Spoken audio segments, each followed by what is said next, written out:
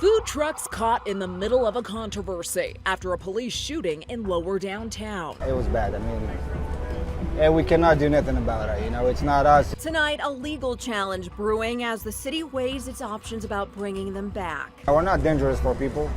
We're making food.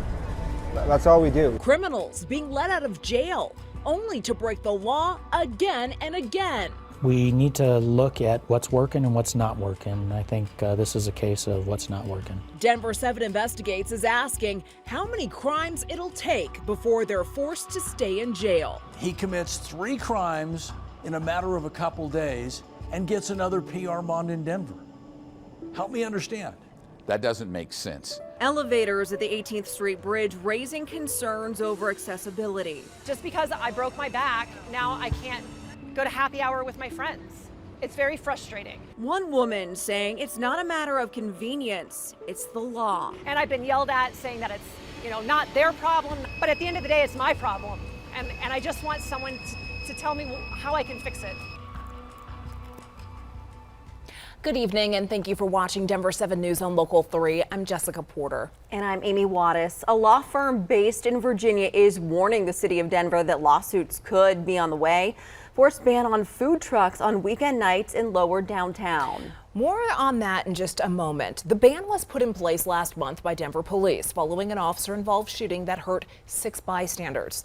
This week, Denver police released body camera and surveillance video of the shooting in Lodo when officers opened fire on a man involved in a bar fight who had a gun. The newly released video shows that suspect was pulling his gun out to throw it on the ground, and he put his hands up. The police opened fire, injuring not only that man, but 6 innocent bystanders, too. The Denver DA will task a grand jury to decide whether those 3 officers should face charges. Now, in addition to the grand jury, Denver also decided to crack down on food trucks in the area. You see shaded here on your screen. DPD says this was planned prior to the shooting and was unrelated to the incident. The idea was to keep crowds from gathering when bars let out. And as Rob Harris learned, some changes to the food truck policy could already be on the way, but food truck owners say it is not enough, especially with the hit their businesses have already taken. There will still be no food trucks allowed in these prime blocks of Lodo overnight this weekend. But I'm told by next weekend, that could be a different story. The city of Denver and Denver police have been in talks with food truck operators. The proposal that's said to be in the works is to allow 6 food trucks each weekend night here in Lodo, but only until midnight. Now, I talked to the folks here at Amore Pizza Company. They say between midnight and 2 a.m. is when a majority of their business happens. And so this ban in Lodo kicked the food truck when it was already down. Like 80% of what we're doing, it's like nothing for us. So we pay bills, we pay rent, we pay everything. We pay. Sometimes you hire like 1 or 2 employees, you pay them. So, it's like I'm working for free. Now, neither the city of Denver nor Denver police would confirm any specifics on the plan, and they told me the details are not yet finalized. So it's unclear how the allowed food trucks each night would be selected or if it would be a first-come basis. It's also unclear how legal challenges that could be coming could impact this plan if and when it does happen. In Denver, I'm Rob Harris. Back to you. Rob, thank you. And as Rob mentioned, the legal troubles around the food truck ban are just beginning. Our partners over at the Denver Post reported lawyers with the Institute for Justice, a Virginia-based nonprofit law firm, sent Denver City Council members a letter Wednesday urging them to repeal the ban. That letter goes even further, offering to work with leaders to change city rules that better meet the goal of keeping people in the area safe. The ban was the work of DPD and the Transportation Department, but the law firm sent the letter to City Council because ultimately they have the power to overturn it.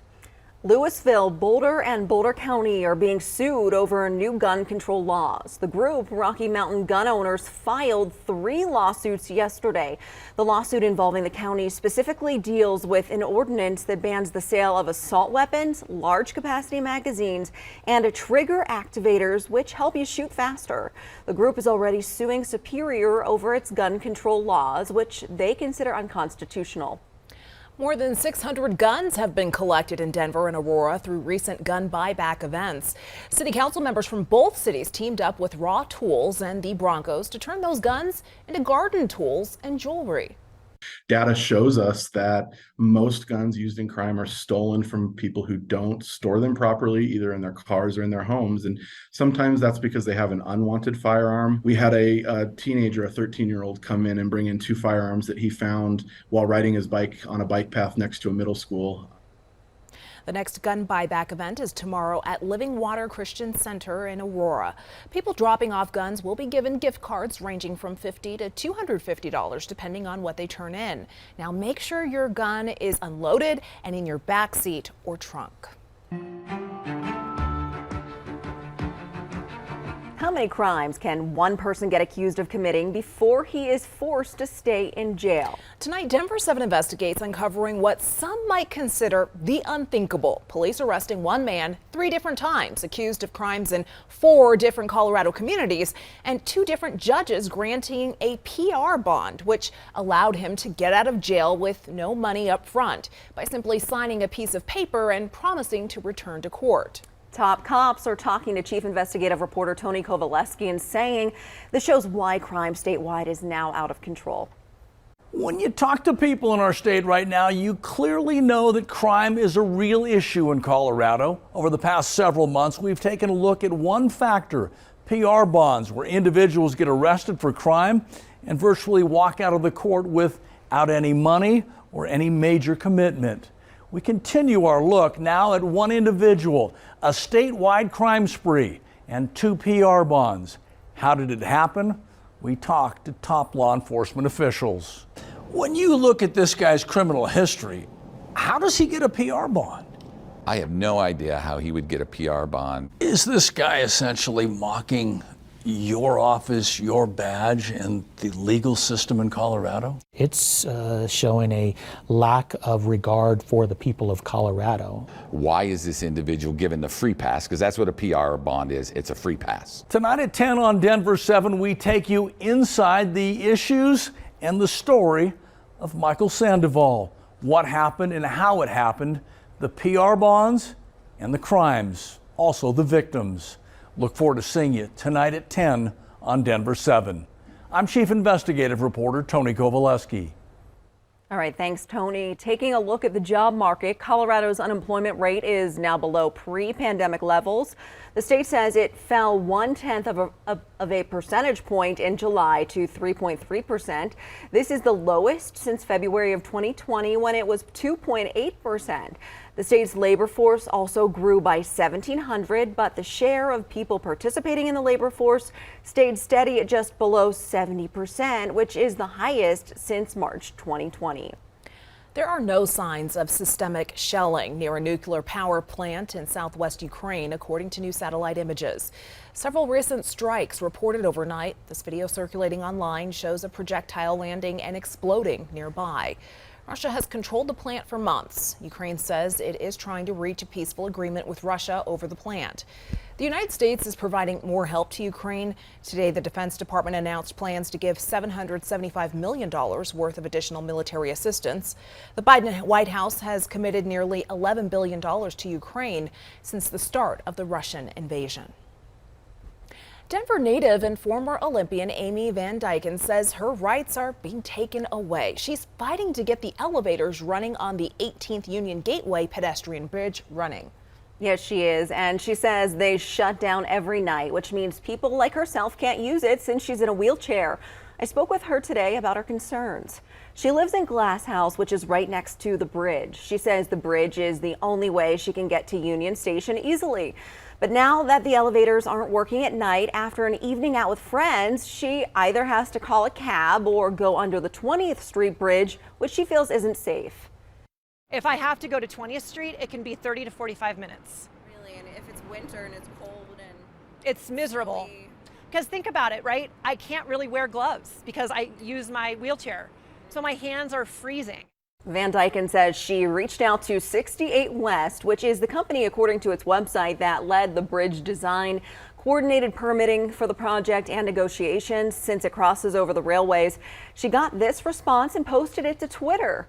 The message says, in part, the schedule to have the elevators shut down at night was instituted by about a year ago for safety and hygiene purposes in response to significant concerns raised by and on behalf of the residents of the adjacent buildings and general population of Riverfront Park. The decision was made after discussions at the district board meeting with our security staff, engineering, and management consultants. The purpose of the closures was to stop obscene behavior and crime from happening in the elevators during the overnight hours. In the message, 68 West told Van Dyken they understand the inconvenience and assured her of other routes she can take. Van Dyken says she feels their reasoning puts the burden on her shoulders and violates ADA law. I'm hoping that people will actually understand that the ADA is a law for disabled people so that we can be treated like human beings, just like everybody else. We also talked to a woman pushing her baby in a stroller who says she's noticed the elevator's not working from time to time and said it's an inconvenience for her too. Van Dyken says she just wants the issue addressed so she and other people like herself don't feel like they are being singled out.